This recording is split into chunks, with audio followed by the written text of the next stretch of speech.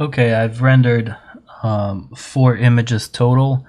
2 of them are pretty much the same, just with it's one of the tricks. I render images with different exposure. So let's take a look. This is image number 1. Just added somebody else's model of a Pelican case, didn't touch it. Same shader as the metal shader, and the one with using ambient occlusion. Just made sure that there are some shadows, and the background is just a plane that's also physically there with a roughness map. I believe that when you're rendering or when you're trying to composite an image and sell it as believable, what really gives away the composited look and the look that says, oh, this has been or like this is a render, is when you try to combine rendered images with real images, and usually it's a compositing fail.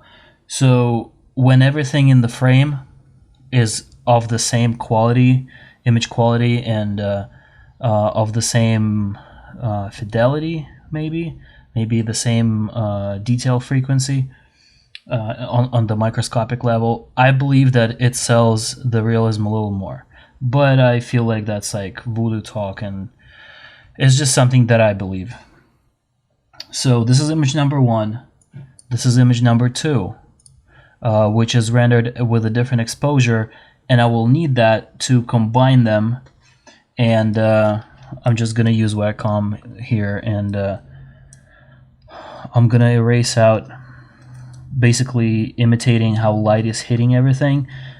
This way I get more control. So I'll just drop the opacity of the brush, and I will need something more soft.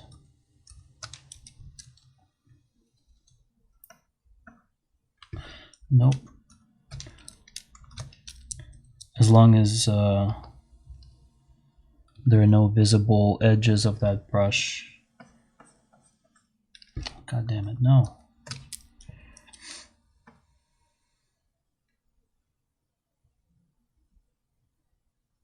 Let's just load a different one.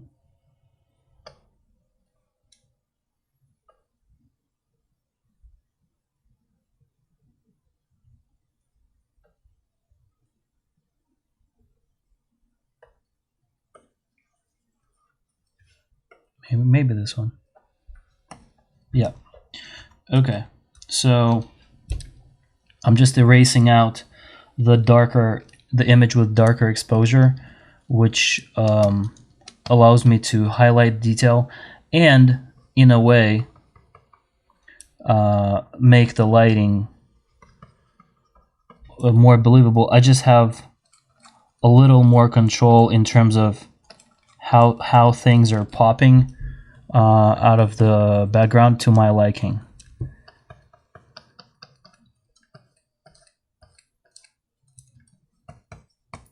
So it's a good way to bring attention to areas that you need, and at the same time have some color breakup that makes it look like, you know what, it's actually better.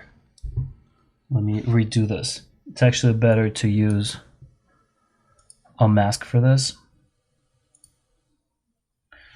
So we're going to be doing a mask, and for the mask in Photoshop, you know, you need to be using a brush, not an eraser. So you're basically either you start painting with black, erasing out the areas.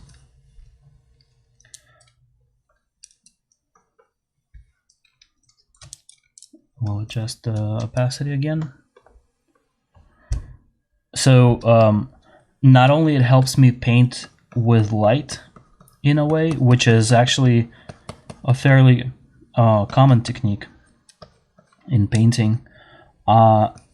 Using a mask allows me obviously to control moving back and forth between having and not having that brush stroke there, because if I want to bring it back, I'll just switch to white and paint it out.